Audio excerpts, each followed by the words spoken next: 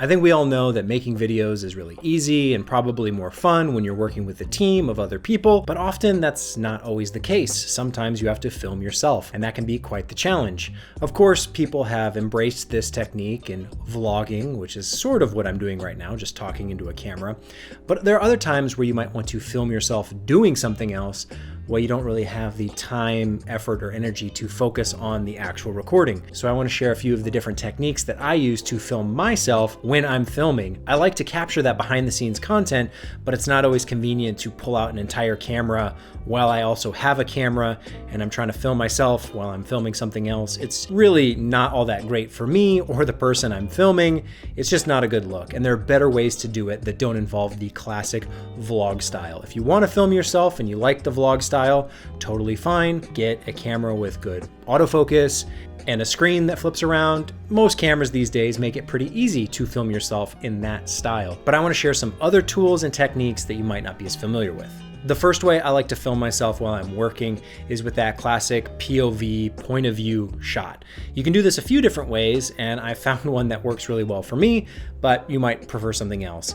You could use a GoPro, which is the classic point of view camera angle, but I find that GoPros get in the way. They kind of obscure either your own vision or they are really obnoxious to look at and everyone just knows that you're filming and they're distracted by the GoPro on your face instead of, what you're supposed to be doing, which is working on something else. I don't want my behind the scenes or me filming myself to be a distraction from the main content. I want it to basically be seamless into the background, and I just find that a GoPro doesn't let me do that. However, I really do like the Ray-Ban Story glasses. Kind of a silly gimmick, probably more for social media, but I found them very valuable for filming behind the scenes content that I wouldn't get otherwise.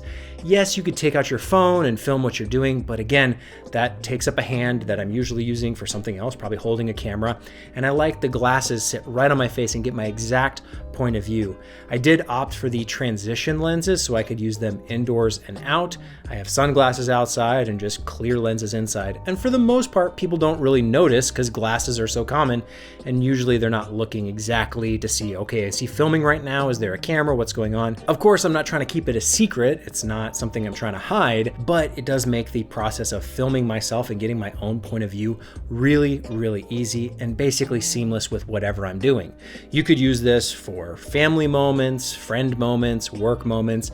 It doesn't really matter, but it's a great way to film yourself in that point of view perspective. However, these are kind of expensive for a single use gimmick, so I get it if you don't really want to spend that much money on glasses. Instead, you can pick up something like this. This is what I found works kind of well. It's a neck mount, so you can put your phone on here and you can film what you're doing while you're doing it. It's not as sleek and seamless as the glasses, but it does get the job done if you need it. And these are a lot cheaper than those smart glasses. They do have the new Ray-Ban Meta glasses, which are basically the same, but a little bit different in some ways.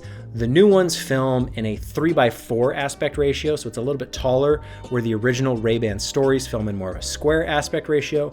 I tend to prefer the square look just because it's more flexible and more versatile. The quality is not all that great. It is low res. It's kind of grainy, but these are moments I wouldn't have been able to capture otherwise, and I'm really glad I have them. But that's for point of view, and maybe you don't always like that perspective. You really want to film yourself, which kind of means third person perspective. And for that, I would recommend something like an Insta360 camera. They have a few different models. I have the X2, there's now the X3, there's some other options available, but I really like the 360 cameras because you can basically get the GoPro look, but you have full control over the angle after the fact.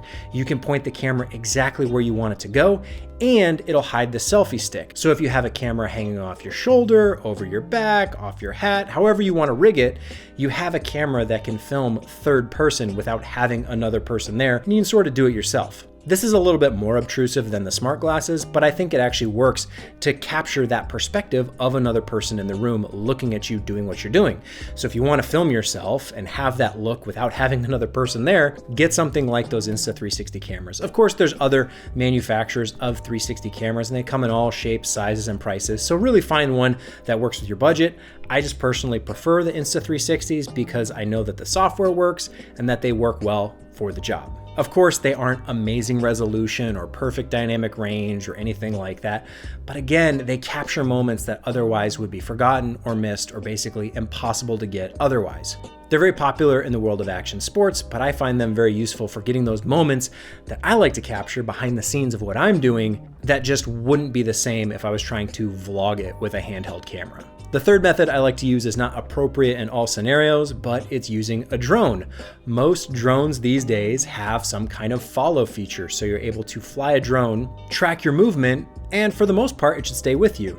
Now, a drone is gonna make a lot of noise. There's gonna be flight restrictions depending on where you're at geographically, and you might not be able to fly indoors. There's a lot of restrictions here, so it's not the magic silver bullet that you might want, but it does come in handy when you're trying to get some really cool shots of just you doing your thing, whatever it might be, and you need someone to be moving and filming and all that great stuff that drones can do. If it's the right environment, make use of these tools. There's some drones now that are really affordable, they're not all that expensive, and they have these smart features that let you film yourself.